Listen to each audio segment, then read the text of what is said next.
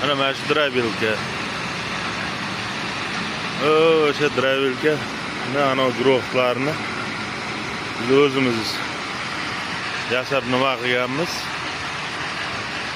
Bular usulini nagruzkada ishlashadi. Yil 62 guruh turibdi, 3 ta. Xo'sh. Qachimlik masalasi, qizib ketish masalasi. Bularda bir marta qo'yilgan podshipnik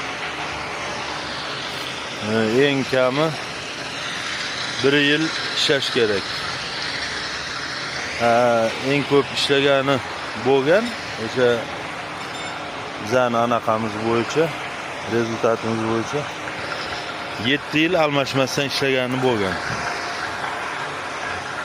Hatta endi ko'pchilik bu narsaga ishonmaydi, mumkin emas bo'lishi o'zi. Yo'q, bo'lishi mumkin. Mana shu drabilkada shu narsa bo'lgan. O'zimiz mana shu yerda turib ishlatganmiz hammasini. 7 yil ishlagan bitta guruhni. 2 ta podshipniga. 7 yildan keyin ham ishlatsak bo'lardi, lekin biz ishlatmadik.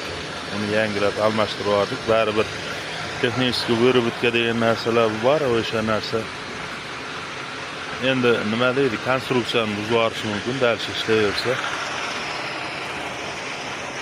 Fasadga razmerlari o'zgarib ketishi mumkin, o'shalar buzilmasin deb biz to'xtatib o'zimiz yangi podshipnik almashtirib yana ishlatib olganmiz.